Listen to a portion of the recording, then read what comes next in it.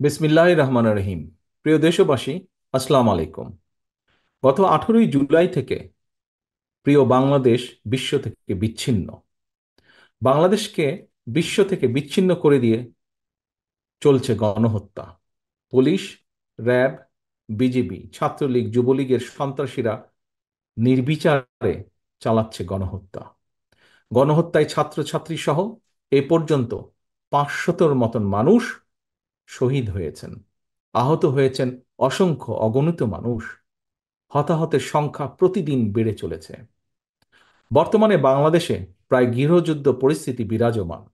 দেশের নিয়ন্ত্রিত গণমাধ্যম সত্য প্রকাশ করতে পারছে না। বন্ধ করে দেওয়া হয়েছে ইন্টারনেট।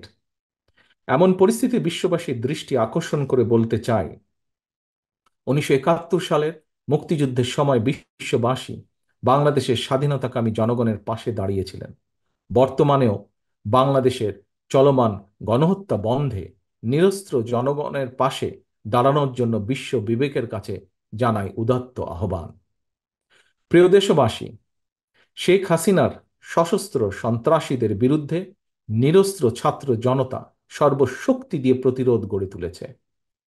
পুলিশ, র্যাব, বিজেপি কিংবা ছাত্রলীগ, যুবলীগের সন্ত্রাসী বাহিনী লেলি দিয়েও গণ আন্দোলনকে দমনে শেখ হাসিনা ব্যর্থ হয়েছে চূড়ান্তভাবে। খুনি হাসিনার রক্তচক্ষু উপেক্ষা করে অধিকার আদায়ের আন্দোলনে আবু সাইদের মতন বীর সন্তানেরা পুলিশের বন্দুকের সামনে বুক পেতে শহীদের মৃত্যুকে আলিঙ্গন করতে দ্বিধা পর্যন্ত করছে না। তাই যত অপচেষ্টাই চলুক, খুনি হাসিনার পক্ষে অবৈধভাবে আর রাষ্ট্র ক্ষমতা কোনোভাবেই দখল করে রাখা সম্ভব নয়। তাই ক্ষমতা হারানোর ভয় ভীত খুনি হাসিনা শেষ চেষ্টা হিসেবে দেশব্যাপী কারফিউ জারি করেছে, মোতায়েন করেছে সেনাবাহিনী। বাংলাদেশের পক্ষের সর্বস্তরের জনগণের প্রতি আহ্বান, আপনারা তথাকথিত কারফিউ ভেঙে দখল নিন রাজপথের। সেনাবাহিনীর কর্মকর্তা এবং সদস্যবৃন্দ, খুনি হাসিনা কারফিউ জারি করে সেনাবাহিনীকে রাজপথে দেশের ছাত্রছাত্রীর মুখোমুখি করে দিয়েছে। সেনা কর্মকর্তা এবং সেনা সদস্যদের দৃষ্টি আকর্ষণ করে বলতে চাই, খোঁজ নিয়ে দেখুন এই ছাত্রছাত্রীরা আপনার কিংবা আপনার কোনো একজন সহকর্মী, ভাই, বোন, সন্তান কিংবা স্বজন। তাহলে কাদের মোকাবেলা করতে বন্দুক হাতে আপনারা রাজপথে নেমেছেন? মনে রাখবেন, দেশের সার্বভৌমত্ব হুমকির মুখে পড়লে আজকের এই ছাত্রছাত্রীরাই আপনাদের সহায়তায় জীবন বাজি রাখবে।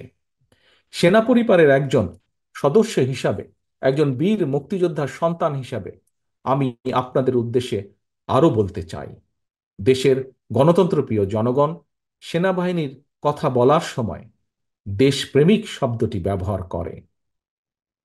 সেনাবাহিনী যদি দেশপ্রেমিক হয়, তাহলে কি নিজের দেশের জনগণের বুকে কি গুলি চালাতে পারে? তাই সময় এসেছে আপনাদের সিদ্ধান্ত নেবার, সেনাবাহিনী কি দেশ এবং জনগণের পক্ষে থাকবেন, নাকি তাবেদারি শাসনের অধীনে নিজেদের মর্যাদাকে ভুলুণ্ঠিত করবেন?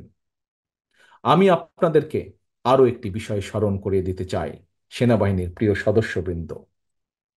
2009 সালে বিডিআর পিলখানায় আপনাদের সাহসী সহকর্মী সেনা কর্মকর্তাদের যখন নির্মম নিষ্ঠুরভাবে হত্যা করা হচ্ছিল, আপনাদের সহকর্মীদের পরিবারের সদস্যদেরকে যখন অপমান অপদস্থিত করা হচ্ছিল, সেই সময় সহকর্মীদের রক্ষায় আপনারা কি কোনো ভূমিকা রাখতে পেরেছিলেন? প্রশ্ন করুন নিজেকে, কেন সেদিন পারেননি? কখনো কি নিজের বিবেককে জিজ্ঞেস করেছেন আপনাদেরকে কেন সেই সময় ব্যারাক থেকে বেরিয়ে আসার অনুমতি পর্যন্ত দেওয়া হয়নি? আজ এত বছর পরও কি আপনারা আপনাদের সহকর্মীর হত্যার সুষ্ঠু বিচার পেয়েছেন? হত্যার বিচার না হয় দূরেই থাক, তাবেদার স্বৈরাচারের কাছে সহকর্মী হত্যার বিচার সাহস কি আপনাদের আছে? সেনাবাহিনীর সদস্যবৃন্দ, নিজের বিবেককে জিজ্ঞাসা করুন, কেন আপনারা সেই সাহস আজ হারিয়ে ফেলেছেন? আপনাদের প্রতি আহ্বান, জনগণের বুকে বন্দুক তাক করবেন না, দেশের জনগণের বিরুদ্ধে দাঁড়াবেন না, ছাত্রছাত্রীদেরকে ভয় দেখাবেন না। আজকের এই গণশত্রু হাসিনা, খুনি হাসিনা অবৈধ ক্ষমতার লিপ্সা মেটাতে এই ইউনিফর্মের অমর্যাদা করবেন না।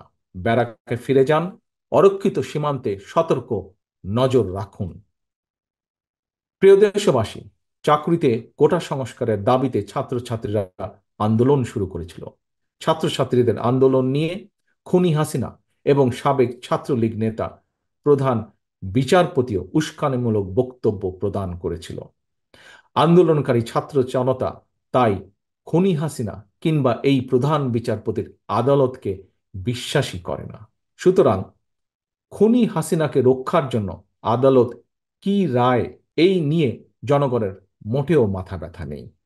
মৃত্যু ভয় উপেক্ষা করেও রাজপথের মরণপণ আন্দোলন প্রমাণ করে দিয়েছে, ছাত্র ছাত্রীদের চলমান এই আন্দোলন এখন আর স্রেফ কোটা সংস্কারের দাবির মধ্যেই সীমাবদ্ধ নেই। ছাত্রছাত্রী, অভিভাবক এবং দেশের আপামর জনগণ কোটা সংস্কারের পাশাপাশি চায় রাষ্ট্র সংস্কারও। প্রতিটি হত্যার চায় বিচার। শেখ হাসিনা নিজেই খুনি, খুনির কাছে কিভাবে খুনের বিচার চাওয়া সম্ভব? দেশের শীর্ষ দুর্নীতিবাজ হাসিনাকে রাষ্ট্র ক্ষমতায় রেখে রাষ্ট্র সংস্কারও করা সম্ভব নয়। আন্দোলনকারীদের তাই এখন একটাই দাবি, বাংলাদেশের জনগণের তাই এখন একটাই দাবি, খুনি হাসিনার পদত্যাগ। সেজন্যই দফা এক, দাবি এক, শেখ হাসিনার পদত্যাগ। প্রিয় দেশবাসী, একজন রাজনীতিক হিসাবে আমি আমার দলের নেতা কর্মী সমর্থকদের প্রতি এবং সন্তানের একজন পিতা এবং একজন অভিভাবক হিসাবে দেশের সকল সম্মানিত অভিভাবকদের প্রতি আমার বিনীত আহ্বান, খুনি হাসিনার খুনি বাহিনী আমাদের সন্তানদেরকে রাজপথে হত্যা করছে।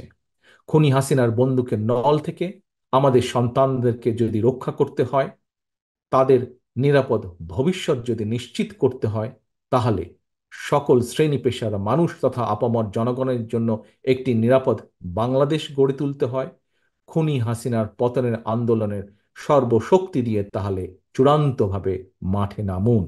আজ, এখন থেকে, এই মুহূর্ত থেকে বিজয়ের ঘণ্টা বাজতে শুরু করেছে জনগণের পক্ষে। কিছু সময়ের অপেক্ষা মাত্র, ইনশাল্লাহ। আল্লাহ হাফেজ। বাংলাদেশ জিন্দাবাদ। বাংলাদেশ জাতীয়তাবাদী দল জিন্দাবাদ। দর্শক, ইনি হচ্ছেন তারেক রহমান বা তারেক জিয়া, খালেদা জিয়ার পুত্র, প্রাক্তন প্রধানমন্ত্রী বাংলাদেশের। তার পুত্র তারেক রহমান বা তারেক জিয়া, উনি বিদেশে থাকেন। বিদেশ থেকেই এই ভিডিও বার্তা ছেড়েছেন, রাস্তাতে নামার জন্য আহ্বান করেছেন এবং উনি এই যে বিএনপি পার্টি, তার হচ্ছেন অ্যাক্টিং প্রেসিডেন্ট, যেটা জানতে পারছি। তো উনি এই ভিডিও ছেড়েছেন, মানুষকে রাস্তাতে নামতে বলছেন, কারফিউ ভেঙে মানে রাজপথ দখল নিতে আহ্বান করেছেন এবং সেই সঙ্গে আর্মিকে, সেনাবাহিনীকে অ্যাপিল করেছেন তারা যেন তাদের জায়গায় ফিরে যান, যে মুভমেন্ট হচ্ছে সেটা যেন চলতে দেওয়া হয়। তাদেরকে ব্যবহার করা হচ্ছে হাসিনা সরকারের তরফ থেকে, সেটা মানে বোঝানোর চেষ্টা করেছেন। আপনারা শুনলেন উনি কি বললেন। এই হচ্ছে ব্যাপার। বাংলাদেশের যে গন্ডগোল, নিশ্চয়ই আপনারা নজর রাখছেন অনেকে, কি হচ্ছে না হচ্ছে। ছিল কোটা বিরোধী আন্দোলন, এখন দেশে একটা পরিবর্তনের ডাক দেওয়া শুরু হয়ে গেছে। বিএনপি ওখানে বড় বিরোধী দল, সঙ্গে আরো সব দল রয়েছে। এখন তারা ওই ছাত্র মুভমেন্ট যেটা হচ্ছিল সেটার পাশাপাশি এখন হাসিনা সরকারের পতনের ডাকটা তারা দিতে শুরু করেছেন। তার মানে মুভমেন্টটাকে এখন পুরোপুরি একটা পলিটিক্যাল ব্যানারে, মানে বিরোধী পলিটিক্যাল ব্যানারে নিয়ে আসতে চাওয়া হচ্ছে হাসিনা সরকারকে উৎখাত করার জন্য। এছাড়া এটা নিয়ে অনেক সব প্রশ্ন রয়েছে, বিতর্ক রয়েছে। বিরোধী শক্তির সঙ্গে অনেক বিচ্ছিন্নতাবাদী শক্তির যোগ রয়েছে, সেসব আপনারা শুনছেন। এমনও উঠে আসছে যে কোটা আন্দোলনটা অ্যাকচুয়ালি কোটা আন্দোলন না, হাসিনা সরকারের বিরুদ্ধে ষড়যন্ত্র, উৎখাত করার ষড়যন্ত্র, এইসব, এবং সেই সঙ্গে ভারতের সেন্টিমেন্ট জড়িয়েও অনেকে অনেক কথা বলছেন।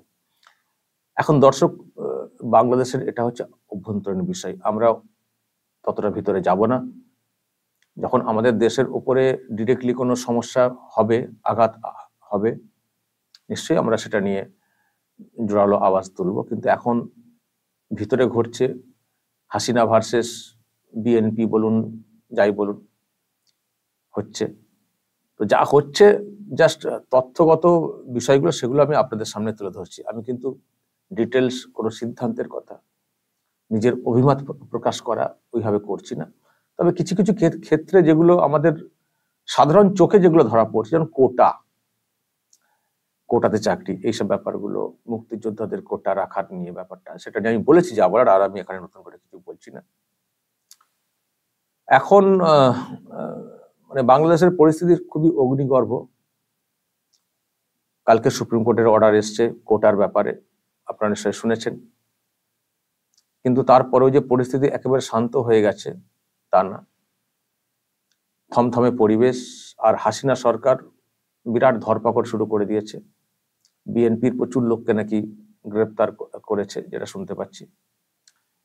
আর বিভিন্ন বিভাগের সিকিউরিটি যেসব মানে এগুলোর মানে বিভাগগুলো রয়েছে, তাদের প্রধানদের সঙ্গে কথা বলেছেন, বৈঠক করেছেন শেখ হাসিনা, যে কোনো মূল্যে পরিস্থিতিকে সামাল দিতে হবে। ফলে বাহিনী মোতায়েন করা, ব্যাপক হারে ধরপাকড় করা, এইসব কিন্তু চালাচ্ছে হাসিনা সরকার। পরিস্থিতি আজও থমথমে, কারফিউ চলছে। তো এখন এটা হাসিনার কাছে একটা বিরাট চ্যালেঞ্জের, এখান থেকে স্বাভাবিক অবস্থাতে ফিরিয়ে আনা। কারণ বিএনপি পুরোপুরি রাস্তাতে নেমে পড়েছে। আগে এই এদের ছাত্র সংগঠন, ছাত্র দল যেটা রয়েছে, সেটা মানে সামনে থেকে ছিল, এমনি মেন যে পার্টি তারা পেছন থেকে ব্যাকআপ করছিল।